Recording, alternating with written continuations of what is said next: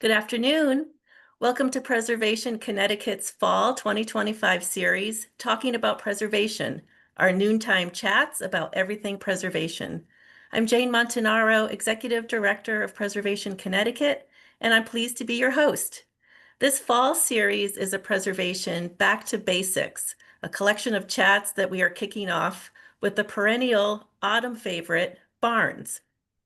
Todd Levine from the Connecticut State Historic Preservation Office and former director of Preservation Connecticut's Historic Barns of Connecticut survey program is our special guest.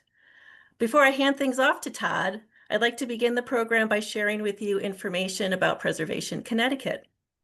Preservation Connecticut is the statewide historic preservation organization founded in 1975 by a special act of the Connecticut General Assembly as the Connecticut Trust for Historic Preservation to protect, promote, and preserve, protect, and promote the buildings, sites, and landscapes that contribute to the heritage and vitality of Connecticut's communities.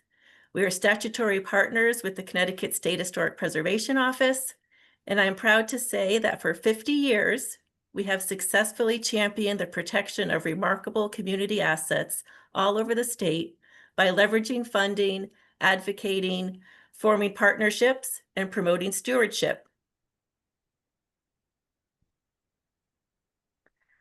Our office is located in the Eli Whitney Boarding House on Whitney Avenue in Hamden. It's listed on the National Register of Historic Places, and it's the only surviving residential structure of the industrial village centered on Eli Whitney's Armory, and it's served as Preservation Connecticut's headquarters since 1989.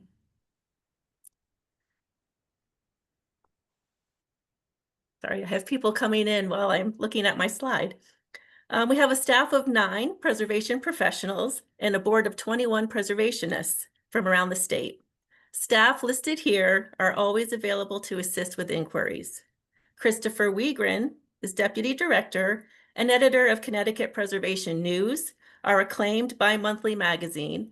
Chris heads our Preservation Easements program, survey projects, and gives wonderful architectural history talks, especially those exploring his book, Connecticut Architecture, Stories of 100 Places. Mike Farino, Director of Preservation Partnerships, provides management of the field service team, including circuit riders and preservation staff, provides oversight of grant programs, surveys, and other special projects, and through field service and outreach, cultivates and grows our partner network. Jordan Sorensen, Director of Strategic Initiatives and Operations, ensures all Preservation Connecticut activities align with the brand and strategic plan. She leads the planning, execution, and monitoring of strategic projects and organizational business operations. Renee Trebert, Preservation Services Manager, provides municipal and developer engagement assistance, identifying planning and capital needs, and an array of preservation solutions. Kristen Hopewood, Development and Outreach Manager, leads fundraising efforts, manages member and donor relationships, and plans community engagement and special events. Brad Scheid, Senior Circuit Rider, the original Circuit Rider. Circuit Riders are our signature program since 2003 in providing on-site technical assistance. Brad leads Connecticut Environmental Protection Act interventions through community organizing and coordination of specialized professional teams. Stacy Vero, Circuit Rider and Education Manager, responds to technical assistance inquiries around the state and provides an array of educational programs and talks, including trainings for members of local historic district commissions.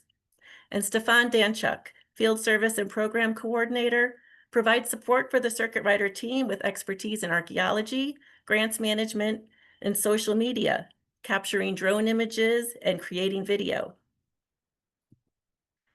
These slides, these chats have become an important and enjoyable tool for us to meet our mission.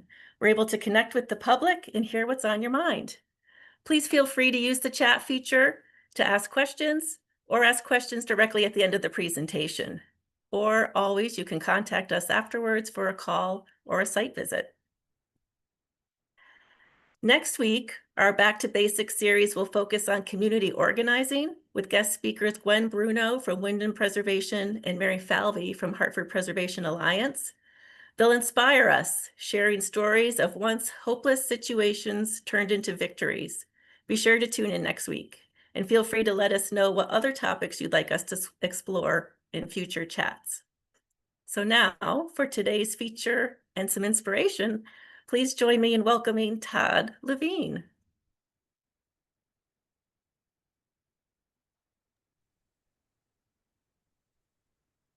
You can share your screen, Todd. All right. There we go. It's working. Working as Perfect. intended. All right. Thank you very much, Shane. I got to get this banner out of my way, though. There we go. All right. All right. Thanks for inviting me, Jane. It's a pleasure to be here with you all. The picture here on your screen, if we were all in person, I would be asking for hands to be raised to see if you could figure out what barn this is, but we're not going to do that because we're not in person. So this is an image of the Burlingame Farm in Killingly. And also thanks in advance for the folks who had submitted questions in advance. That's great to have the questions up front, and I think we are going to get to most of those through the presentation, but at the end, we're also going to go through them just to make sure and then answer any other questions that you may have about historic barns of Connecticut. All right.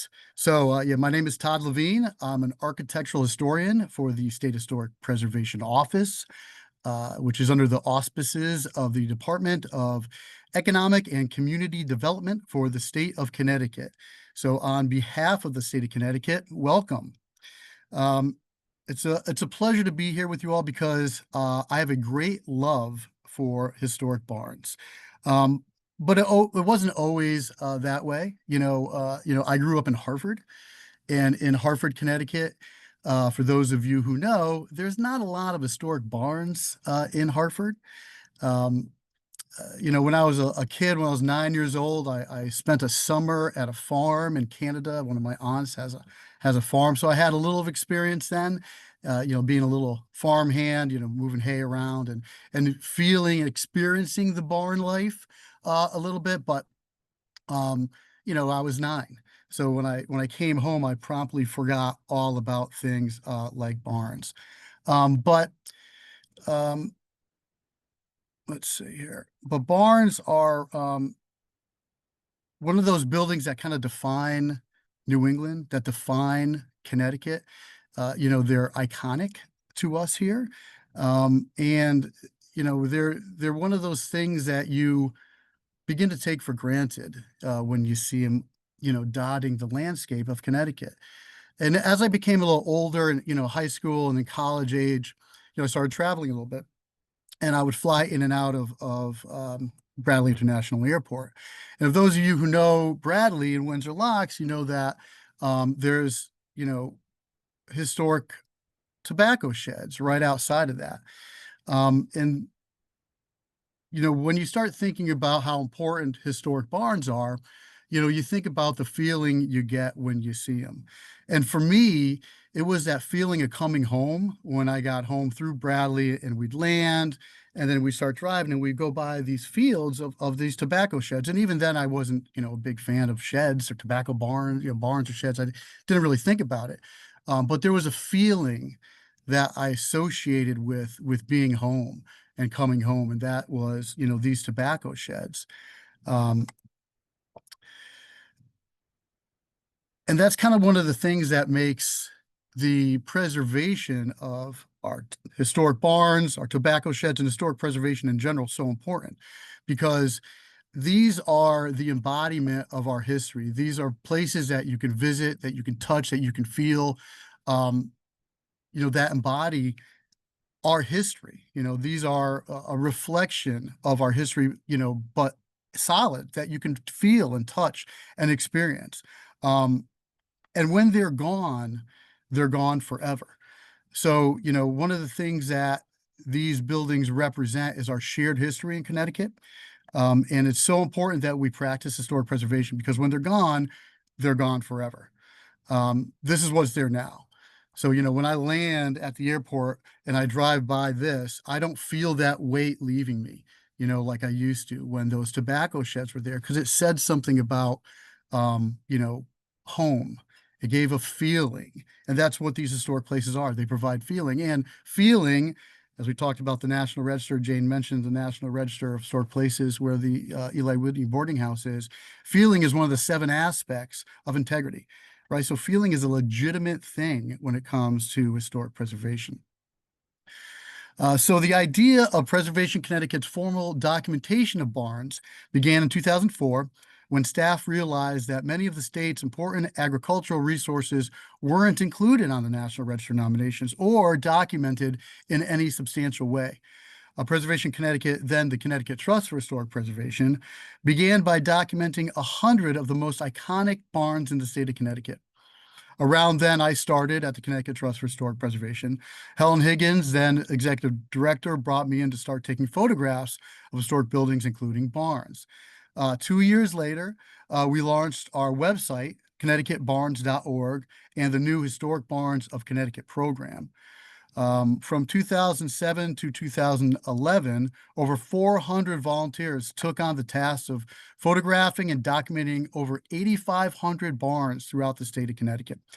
Between 2011 and 2013, a multiple resource nomination and context statement was created to list 200 barns on the State Register of Historic Places. Each year, more barns are being added to this nomination and listed on the State Register. And I was director of Historic Barns of Connecticut from 2009 to 2013. And then, now I'm at the state of Connecticut, the State Historic Preservation Office. And I'll say R a lot, even though I'm not at Preservation Connecticut anymore. But, this is kind of our shared history that we're trying to protect. And in this picture, this is the Stiles Barn in Southbury. And again, it's one of those iconic images that help define Connecticut, that big, red barn on the hill. This is what we think about when we think about our historic barns. Now, to give you a glimpse of our website, you can search for barns in your community by going on the map on the website and clicking on your town, and then pulling up the barns based on either the location or the address. In Bolton, for instance, you've got a good sampling of barn types dating from different eras and at least 2 listed on the State Register for Historic Places. One is a gentleman's barn from 1900 and is an example of an English bank barn. And then there's also another one that's at the Fish Family Farm and Dairy Store, which is a ground level stable dairy barn with a gambrel roof built in 1938. We also have barns on the National Register in Bolton, including the Rose Barn at the Bolton Heritage Farm. Just to give you an example of what you can find. It's a great resource. I advise you all to take a look and poke around with it. Now, when it comes to the context statement, it was written to highlight the importance of the way we categorize barns. And the result was several samples of barn types. So working clockwise from the upper left. So right here, can you see my mouse there? Okay, good. So this is an English barn in Middlebury. We have an octagonal barn in Southbury. This is a New England barn in Hamden. This is actually the Eli Whitney barn right next to the Eli Whitney boarding house for single working men, which is the Connecticut Trust Preservation Connecticut's headquarters. This is a Gambrel Bank Gentleman Barn in Lyme. And then we have a hybrid gentleman barn in Woodstock, which is both an English barn and a New England barn. It's a series of connected barns. And then we have a couple examples of tobacco sheds in Enfield. So we're going to start with the English barn. So this is an English barn. This is the Chandler barn on Country Road in Guilford. It's actually a bank barn. This is the oldest type of barn found in Connecticut and the primary barn type throughout the colonial era. It was characterized by a rectangular plan, typically 3 bays wide, 1, 2, 3, or 1, 2, 3, with a gabled roof. The entry is through a large door on the long side or eave side. This is your eave side or long side. Here's your main door. It's usually in the center bay. There could be another one on the other side if it's not a bank barn. This happens to be a bank English barn, so that you can actually drive a carriage through one set of doors and out the back. Traditionally, hay was stored on one side, and then on the other side would be animals. And then in the middle, that would be the bay that you use for threshing grain. And this is in Guilford, right? Right. All right, then we have your octagonal barn. Beginning in the late 18th century, new approaches to barn construction were introduced, including the round barn, which is actually a multi-sided structure with a pointed roof. George Washington created his famous round barn at Mount Vernon, seen right here on the left. This is George Washington's barn. Pretty cool.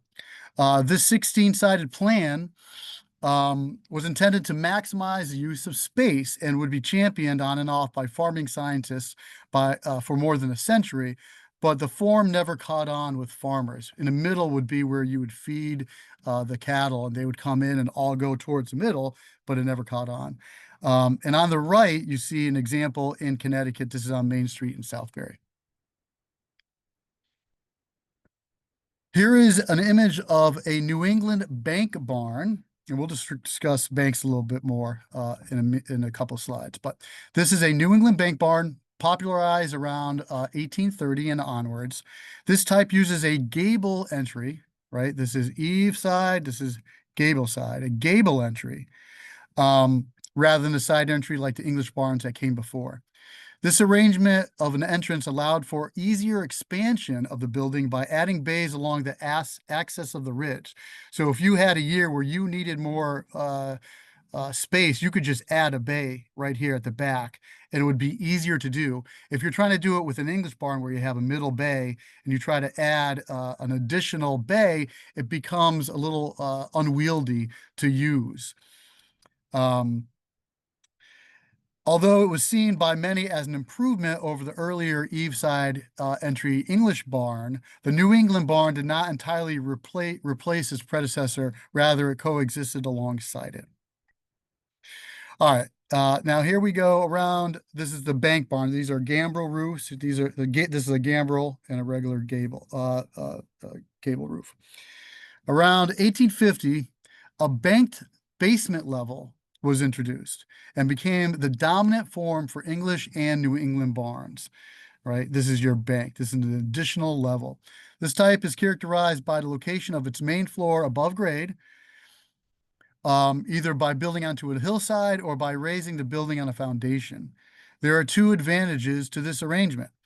Originally, it provided a place under the barn for the collection and storage of manure generated over a winter in a barn. Later, with the addition of windows for better light and ventilation, animals would be housed in the lowest level. This came about because of the expansion of the dairy industry, followed by a decline in sheep farming.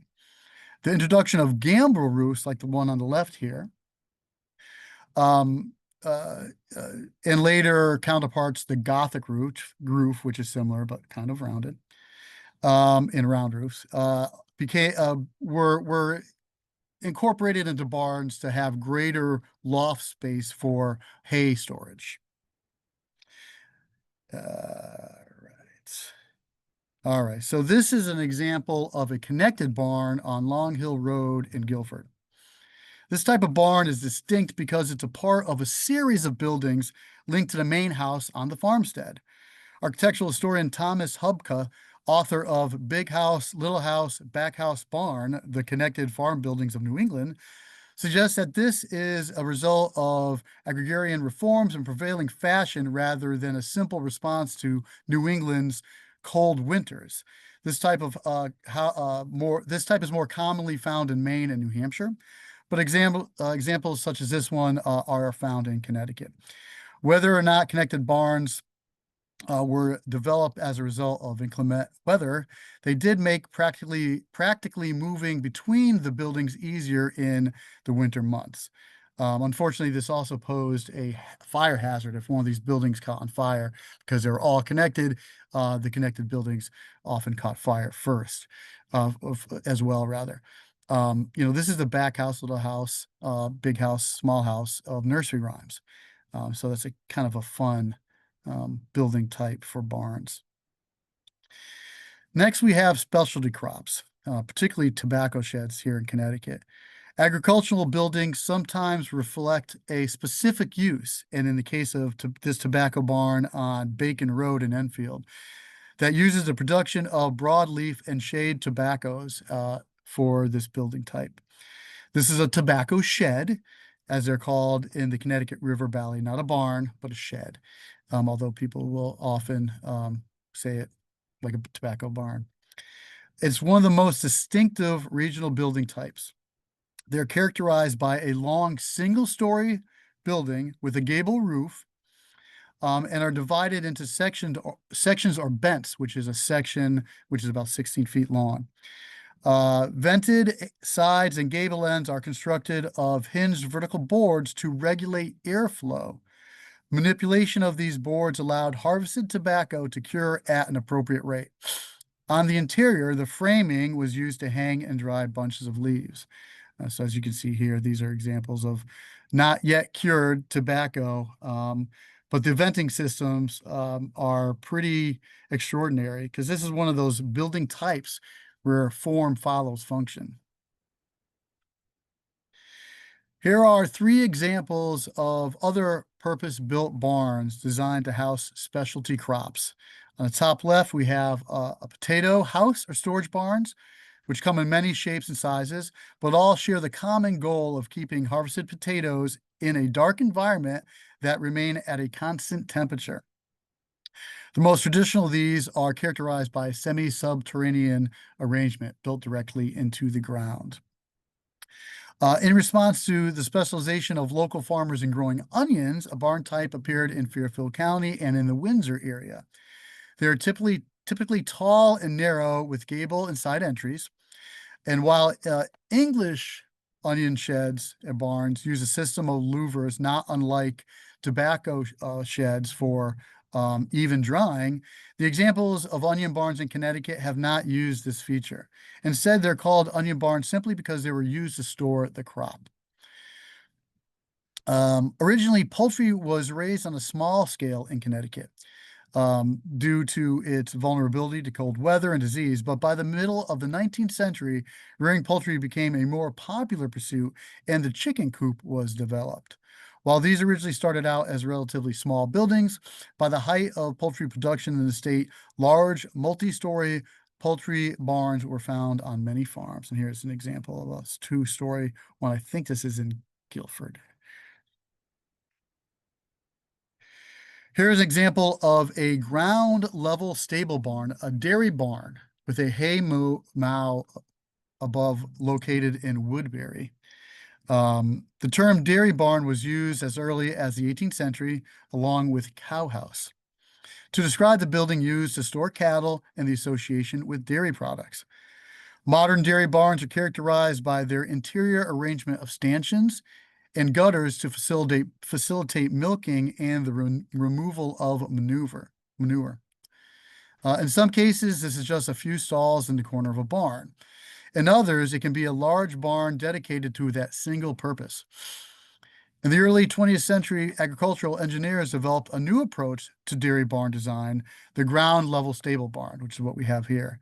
This was developed to reduce the spread of tuberculosis bacteria by improving ventilation, lighting, and reducing the airborne dust of manure.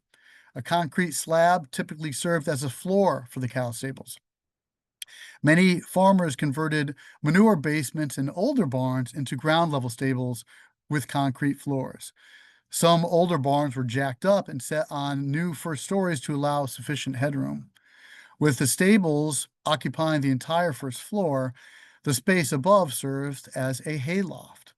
By the 1920s, most ground level stable barns were being constructed with lightweight balloon frames using 2x4s or 2x6s for most of its timbers. Novelty or tongue and groove bevel siding is common on the walls, although asbestos cement shingles were also a popular sheathing. Some barns have concrete for their first story walls, either poured in place or built out of concrete block masonry. The gambrel roof design became a characteristic feature of dairy barns since it enclosed a much greater volume than a gambrel roof did, and its shape could be formed with trusses and thus be cheaper to construct. Gothic or arched roofs can be found on later variations of the ground level stable barn. The plan and form of these buildings are identical to the gambrel roof design, but these functions featured laminated wood trusses forming an arched or Gothic roof. This is an example in Pomfret.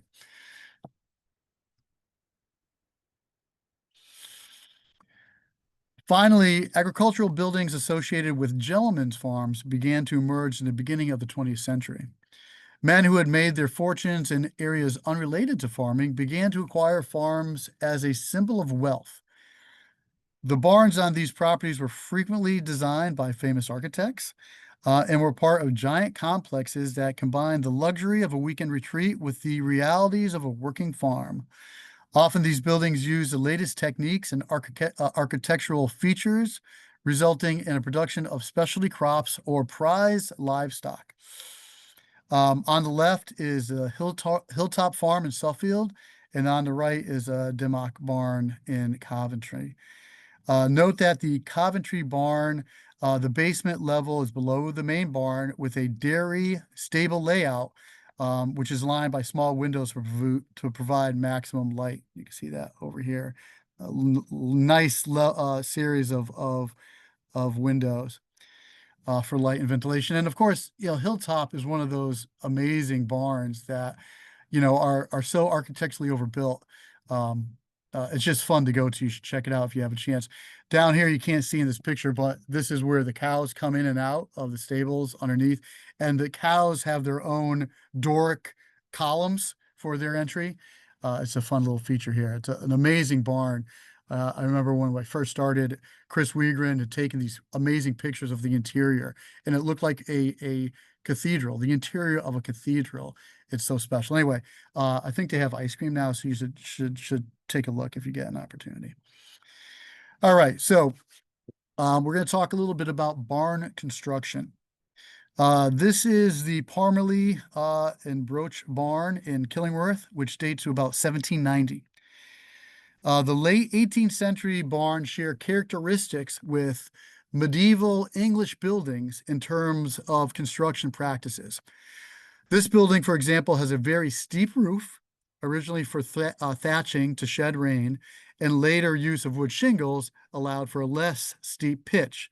The interior framing runs lengthwise on the early structures instead of the standardized bents that developed later. You can see how steep this roof is. Another characteristic for dating barns, and I know we'll talk a little bit more with questions and answers later about dating barns, is this girt line right here. So you'll see earlier barns will have the line right, and this change in where the sheathing is nailed to the horizontal beams, which is in line with this. I'm sorry. I have my other screen here, and I'm putting my mouse on that. So you see this line here where the sheathing is attached to the horizontal beams called a girt. It's in line with this sill line where this eave beam is, where this eave line is.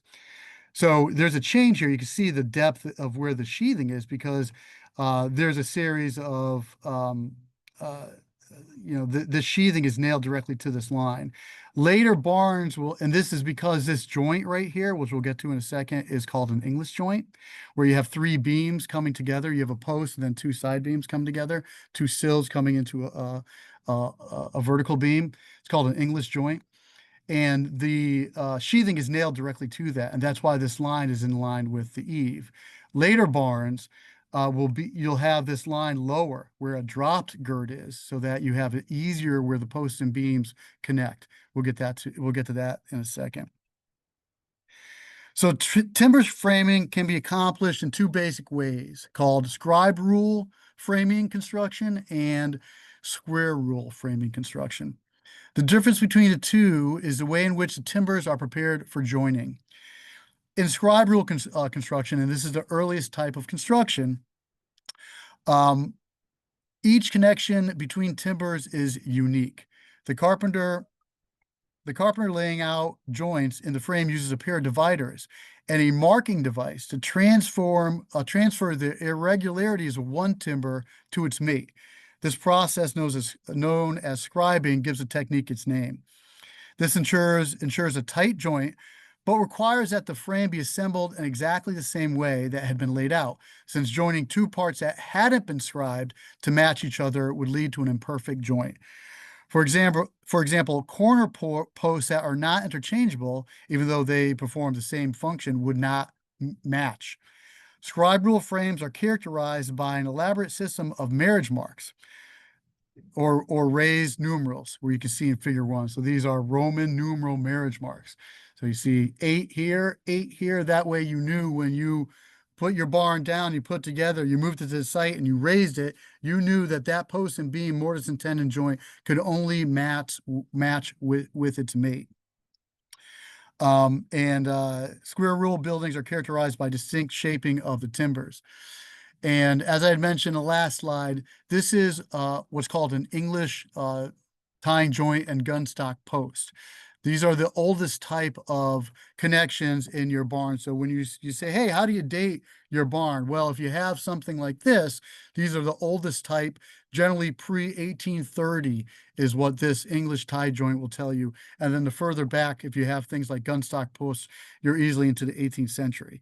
Those gunstock posts are posts that get bigger when you get towards the sill or the top of that post, for where that you needed more meat of the wood to tie in to a single joint, as you can see here. So you have 3 connected joints for that. And then we have what's called the square rule construction. So square rule framing took hold in the 1820s and relies on greater uniformity than scribe rule. Square rule framing is often used to date a building, especially since barns were not often listed in documents and records like other building types. This is really one of the reasons why Preservation Connecticut did this project, is we recognize that we weren't documenting these barns, so they weren't dated.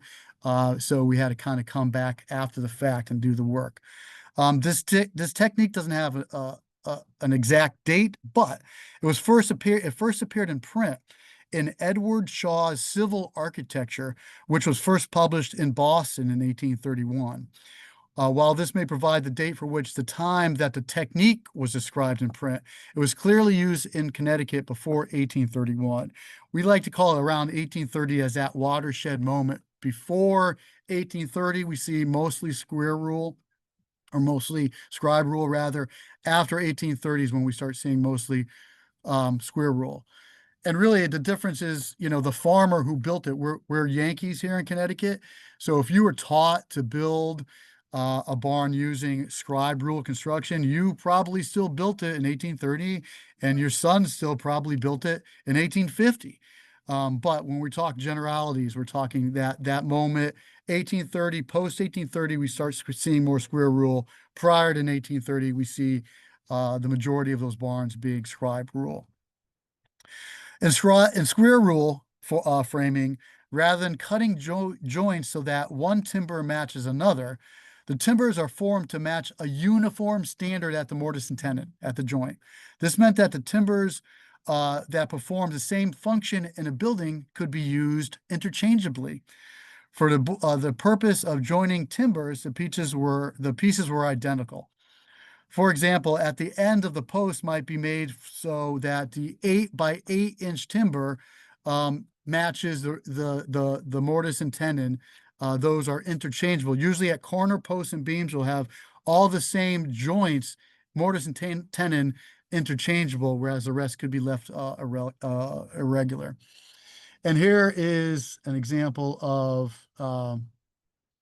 where you see the notches. It's tough to see here, but these are notched out where you can see where they are a little different at the joint than um, a uh, uh, uh, a square scribe rule constructed joint. Let's see if we can see this here. Not really a good example, but framing details typical in large-scale barns in the mid-19th century include drop girt framing, shown on the English barn in Guilford, and canted queen posts and purlin plates seen on this New England barn. These are the canted queen posts, and this is in Woodstock. And here's your drop girt. So you could see that instead of trying to have an intricate three-part connection with mortise and tenons, they dropped the girt so it's an easier connection right here. Other characteristics of drop girt framing were the use of common rafters versus major rafter, minor purlin configuration. The use of a hay fork mounted below the ridge was also led to the need for an open center bay, which impacted the framing techniques chosen. So instead of having potentially a king post here in the middle, you would have a design that opens this area up underneath the rafter so that you can have a track to move hay along this axis without any problems. In the 19th century, timber trusses were used along with iron tension rods to provide additional stability. So you can see an iron tension rod here. Here are some examples of different truss systems using tension support. These framings are typical of large-scale barns in the late 19th century. You can see they usually will be found in the upper section of the barn in the hay loft, as you can see right here and right here. In the upper photos shows a horse barn in Canton. This was a stage route and was built in 1870 by Connecticut Western Railroad to replace an older barn that was in the way of their new rail system. So that's this guy right here. The bottom photos are of the Happy Acres barn in Sherman, these two guys right here.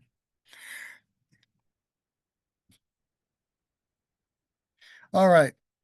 Balloon framing is characterized by a frame made up of equally sized dimensional lumber, as seen in this 20th century balloon frame gambrel barn at Elm Spring Farm in Beacon Falls, rather. It has a similar method to the modern approach to building a house out of 2x4s. Note here the tradition of bents is maintained with trusses at 8 or 10-foot intervals. Later, the framing was even lighter, and every member became an identical truss, which made building of barns much more economical. And finally, here's an example of arch rafters that were built using laminated wood arches. These are stronger than conventional lumber and allowed for larger expanses. This example is a 20th century laminated arch barn at Ashlawn Farm in Lyme. You can see how that worked and how it looked. Again, making barn construction more affordable. So barns are threatened by a number of factors which often lead to demolition by neglect. The move from horses to tractors meant there was less need for hay storage and livestock shelter. The evolution of plastic wrapped silage meant that there was no more need for silos. Increased health regulations meant that small scale dairy farming was no longer feasible for many. The rise of large Western farms and the ability to transport products by refrigerated trains took away the ability for many smaller farms, especially in Connecticut and New England, to compete. And suburban development, which paid more for the farmland than the farm could ever make, made it so that it made sense for farm families to sell off their farms to make money. It was just easier and more economic. So we lost a lot of barns. We saw that certainly in the mid 19th century, all the way up to the mid 20th century, and continues now. The beginning happened then. We have lost thousands of barns just since we started this project. Whatever, 15, 20 years ago. But there is hope for preservation. Barns are now being saved by land trusts and town open spaces purchase barns instead of routinely demolishing them for ball fields. We see CSAs and vineyards and other types of farm businesses are using barns again. Owners are finding new uses for barns, homes, studios, community centers, and event spaces. Here's an example in Guilford, which is an adaptive reuse of an historic barn, which is now a pottery studio and art gallery.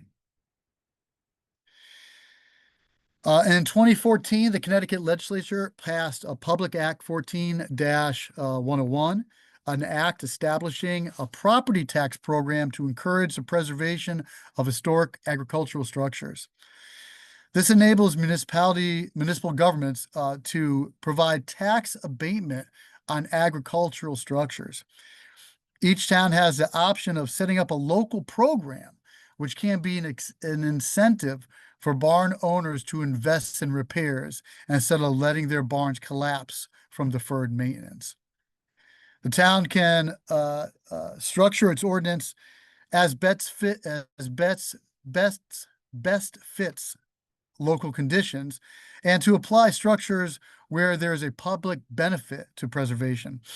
Owners will agree to a 10-year renewable easement on the exterior in return for tax relief. This legislation is modeled on a successful program in New Hampshire, where 87 towns are using tax incentives to encourage barn preservation, with 462 barns or structures enrolled. So if your town is not using this, you can reach out to your municipality and remind them that this exists, and they can simply adopt it.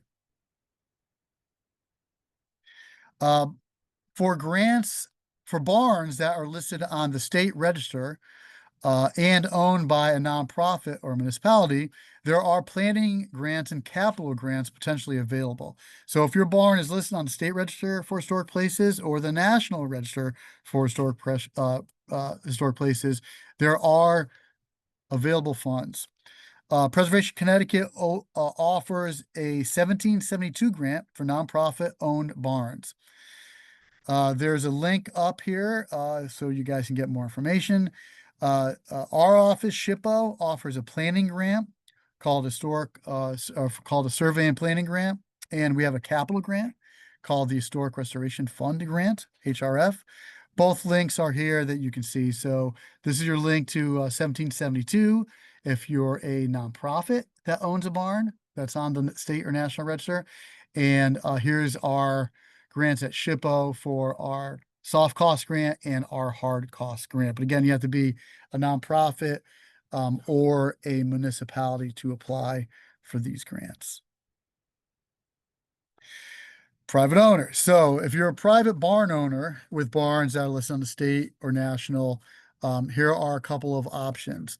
One is our historic home tax credit, which provides 30% tax credits up to 30 grand per unit for historic restoration for 1 to 4 units. You can read it all there. It allows for outbuildings and historic barns to be a part of that as long as you're doing work on the main house. And this is run by our office. If you have any questions, here's a link. I imagine we send this presentation out at the end, Jane, so people can actually click on it. And then we also have another option, which is the USDA Rural Development Program. Might have some options for the state of Connecticut. Their programs rotate for different years. They have different programs, so you have to check to see what they got going on right now. But if you have a working farm, this may be an opportunity for you to access some funds. Preservation Connecticut has compiled a list of people who specialize in working on barns in Connecticut. This is not an exhaustive list, but there's a couple people here who have experience with barn construction and barn restoration. Any skilled contractor with an appreciation for historic structures can learn and employ the proper preservation techniques to maintain and restore historic barns. And here's an image of a barn at the John Bishop House in Bolton, Connecticut. And here's some examples. Preservation Connecticut, you can reach out to them directly for folks who specialize as a structural engineer for historic barns, architects for historic barns, and contractors for historic barns. The state of Connecticut cannot make recommendations for any kind of work. So we usually just, refer them to our statewide statutory partner, Preservation Connecticut, who can provide recommendations. And here's here's a couple of resources that you guys can take a look at. The Preservation of Historic Barns, which is a preservation brief 20. Here's a couple of books that you can look at. One book I didn't put on here, but I don't know if you can see my screen, but this is kind of the Bible that we use when we were doing the Historic Barns of Connecticut project. It's a field guide to New England barns and farm buildings by Thomas Visser. That's a great book that you should have as a resource as well. And then, of course, you could always, get the Eric Sloan barn book, The Age of Barns. It's got some great illustrations that he drew out that really describe and pictures really the history of barns, which is great to have. All right, so here's a couple pictures of barns that we're going to use to keep up while we answer any questions that you guys may have. So we got about 15 minutes left, and I want to just run through really quick the questions that you guys sent in, and we'll have still some time to answer any questions that you guys may have. Stacy, I think if I close this out to get to those questions, I'm going to lose this picture. So can you rattle off what those questions were, please? Sure. Yeah, hold on one second. We've Thank you. got so what you've answered, what resources are available to help rebuild or stabilize barns. Jordan's put our directory in the chat, and you can always contact one of us circuit writers, reach out to us. We can put our emails in the chat as well. That was question number one. How can I determine the age of a barn if a house was built in a different area? Yeah, so some of the things that you can do to determine the age is obviously looking at the construction technique. Go to the corner post and looks like I dropped my mouse. Sorry about that. I'll use this as an example. You can go look at your corner posts and beams, and if you see an English joint, a joint with, two horizontal beams connected to a single vertical beam, that's going to be an English joint, which is usually before 1820, right? If you see scribe rule construction marriage marks, you're also going to say, hey, that watershed moment is around 1830. So if it's got scribe rule marriage marks, it's probably before 1830. If it's got square rule joints, you'll see probably something post 1830. Another thing we do is we look at nails. You can learn a lot by looking at historic nails. There's charts that you just pull up online. And I think some of these books that I referenced, historic reference books, Visser's book and O'Gorman's book, there's probably a page on one of those that have the layout of the evolution of nails. And nails go from, blacksmith created individual nails to everything to, manufactured nails. And you can tell a lot to date your historic barn by putting together all these clues. Early barns had, dry laid foundation. Later barns will have, mortared foundation. You'll learn to kind of see some of these clues, but those are the things that we look at when we try to date barns. And of course, we also do research, deed research. We look at things like mapping. We look at deeds. We look at Sanborn maps. We look at historic maps. You can do all kinds of research to see if you can get clues to whether that barn was on that lot at a certain date as you try to determine when a barn was built. Great. One question was how to address a corner sinking over time and placing stress on the whole structure. I'm Yeah, assuming. so in Connecticut, we're lucky to have some really great structural engineers with experience working with historic barns. So I'm not a structural engineer, but Preservation Connecticut can give you some names of the folks that we've generally used for our projects. But basically, what you got to remember is, it's a simple building, right? A barn is a foundation with a wood frame on top of it and a roof and four walls. It's really one of those, you know most pure form follows functions buildings, right? So generally over time, your foundation was probably, when that barn was built, there was probably 2 feet worth of a foundation at one point, or maybe a foot. But as time goes on and 100 years or more passes, roads get built, and what happens is they move the earth aside, and that earth ends up building up over time around that foundation. And what's probably happened with this barn is the ground has risen over time so far that it's gotten to the point where it's no longer, it's gotten it's gotten to the point where that foundation is now in contact with earth. So the foundation goes all the way up to that wood sill, and if you start to have rot, which is going to happen if that ground has contact, that moisture gets to that bottom sill, you may have some droppage in the way that building is. And as soon as you have rot and one corner drops, it's going to pull down the rest of the barn. So generally what you want to do is call a structural engineer to take a look at it. But, you want to make sure you have that foundation set and not be connected to any earth where you're going to get moisture and have rot happen. So the short answer is call a structural engineer, and Preservation Connecticut can help you with that. Well, that brings us to our next question. At what point am I able to replace planks of wood versus trying to preserve them when they rot, for instance? So that's a good question, and it depends on where you're talking.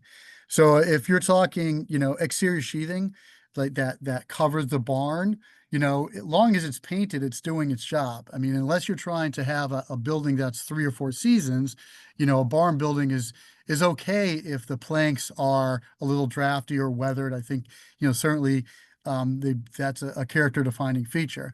If it's a floor that's rotting, obviously you have to think safety, and you should probably replace it in kind. But there's other things you can do. I mean, we had a project, maybe 5 years ago at the Nathan Hale barn, where they had these, original 200-year-old floor planks that were in pretty good condition, but they wanted to make the use of the space a little more flexible. So they put a floating floor on top of it. So the historic floor remains, but on top of it, they have a really flat, tight floor that they can have wedding dances and such. So because it's hard to dance, in high heels apparently on well-worn barn timber. But if you have a floating floor, you can still do that while keeping the character defining features and by protecting the floor as well. So that floor is still there. And then the last question, I think the other ones were all covered. Is there any way to convince people to salvage barns when they can't be saved, to salvage the materials? Are there contractors or people that you work with regularly? Yeah, so I mean, there used to be a lot more salvage companies. We don't see them as often as we used to. Um, I think you could probably Google guys who do this. I mean, listen, when there's an opportunity to save a barn, salvage is, just one step removed from the dump. I mean, it's better than nothing, but, really every effort should be made to stabilize the barn. You may not have the money or the resources at this time to do a restoration or rehabilitation or adaptive reuse of that barn. But certainly, you could potentially stabilize it now. And then, who knows? I mean, 20 years or what, 10, 15 years ago, Preservation Connecticut had a grant program for private owners of barns, right? So you can come in and get free money as a private owner. That program, we use that money, or they use that money then, and it's no longer available. But you never know what's going to happen or what opportunities come up in the future. So you may find, if you stabilize the barn now with cabling or structural interior bracing just to get you through, you may find in a couple of years that another opportunity comes around. But to answer your question, there's not as many as there used to be. There's certainly plenty around, and if you have the right kind of barn with the right kind of features, they may be interested to come out. Certainly, chestnut is highly desirable by salvage folk. So I would say look around. You might find somebody. And to your point, Todd, it's rare that you see a simple structure and a well-built structure like a barn falling down. They tilt for an awful long time, sometimes 20 years. You can see them sort of listing. So it's always best to try to save them because they do have a very long life potential. We got a question in the chat here. I'm curious about 1830 being such a watershed time for changes in barn construction. Were there any special circumstances or historical social movements that gave rise to this? What do you think, Yeah, Brian? so I mean, we have documentation as early as 1820 of a square rule constructed barn. But 1831, there was an architect that had an ad in the newspaper, and that ad said, "Hey, you're gonna come learn about this newfangled construction technique called square rule construction." So, that's why we call 1830 about that time. Certainly, it's not a hard and fast date. We're in New England again, as I said, if you learned how to do, scribe rule construction in 1820 by your dad, in 1940, or 1840, if you're building a barn, you're probably still going to use scribe rule construction because that's how you learned how to do it. So, it's not a hard and fast number, but we have empirical documentation that says 1831, they were teaching it. They were teaching square rule construction, and we don't have any real documentation before that. We have documentation showing examples of it as early as 1820. So, that's really that period between 1820, 1831. And, just for ease of remembering a date, we say 1830.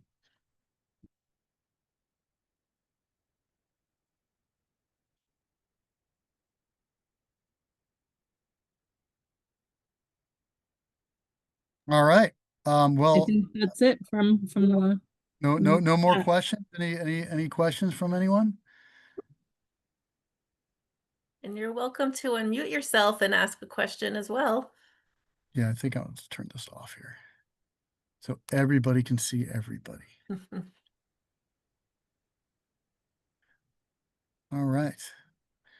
Well, thank you, Todd. This has been fantastic. My pleasure. Thanks for having me.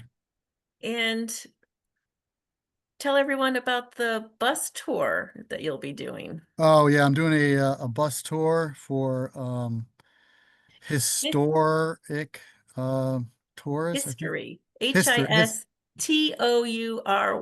History tours. that's it. History. And that's November 1st. We have a couple of bus tours talking about some historic barns. We're going to visit some nice barns and go through them and look at in person kind of these things that we look for when we try to date barns and what's special about them and why they're such an important resource to protect and preserve. Todd, can you hear me? I can hear you. I finally figured out how to turn the mute off. It's Eric Anderson. We had dealings 20 years ago or so. Yes. Hey, Eric. How are you? In Cheshire. I'm still fighting the good fight in Cheshire, trying to get the demo delay ordinance through again for the umpteenth time. Last night we had a town meeting. They're still pushing back at us. But anyway, I'm curious. My barn that's up on your list, but it's never been documentation and background and details on it are only up there from me writing up a little description. Yeah. I don't know if you wanted to go to ID 3184. Sure. On the Preservation Connecticut site there. I do this real quick. How do I get out of this? How do I close that and show? Because I've not seen these barns anywhere. It's a big ice box. It's like a kitchen ice box built at barn size. Connecticut barns. What was the number? 3184. Let's see if I can do this. 3184. It'll work. Yay. Okay. Yeah, there you go. And it shows up as an English barn, but it's not. I mean, it's a special use.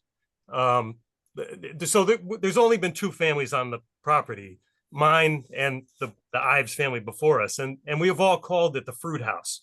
So the historic reference was fruit house. We call it the fruit house. And there were orchards around. but I've not seen one of these elsewhere. I don't know if you have. I have not. I have not. I'm not.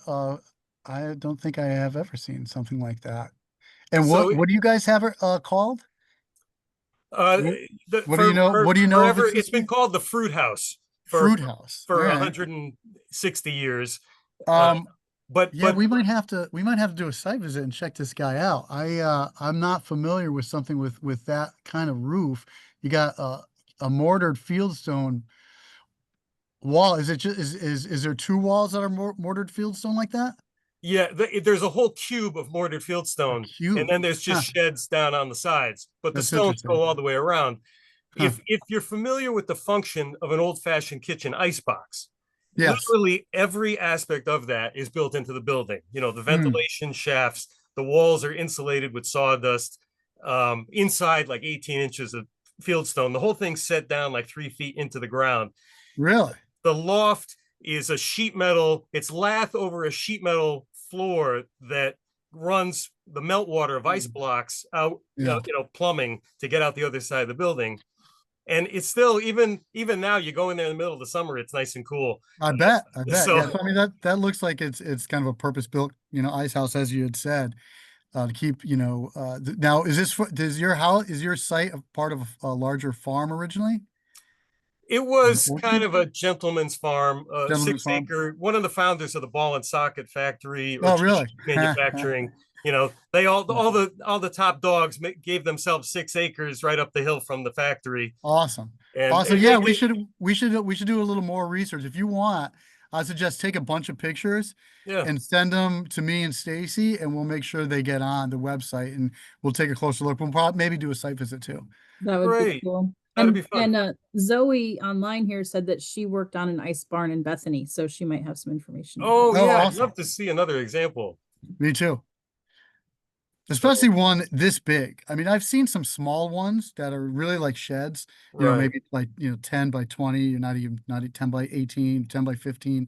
This looks much larger.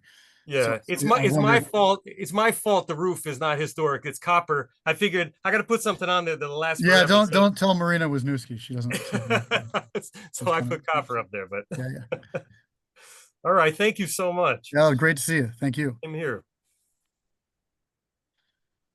Hi, Regan. Hi, Todd. Good to see see you, you. buddy. See you, buddy. Are you documenting only historic barns or more modern barns? So I think Preservation Connecticut still are you guys still taking new barns into the barn survey or no? We take submissions. As time allows, we go back in and do some updates. There you go. Send it to Jane. She'll. That's right. Yeah, I mean, theoretically, in 50 years from now, if you have a modern barn, you may find that these building techniques now that we're doing today in 50 years from now may be, so, interesting to the folks 50 years from now that they call it historic. So you never know what's going to be historic. It's funny because, we're right now at the 200, the 50 years ago is 1970s buildings, right? So besides the, capital M modern, we're not seeing 50-year-old buildings that are particularly significant architecturally or historically. But they're out there. And as we continue to go, they're going to, they're potentially going to be state and national register eligible. So. Terrific. Thanks again, Todd.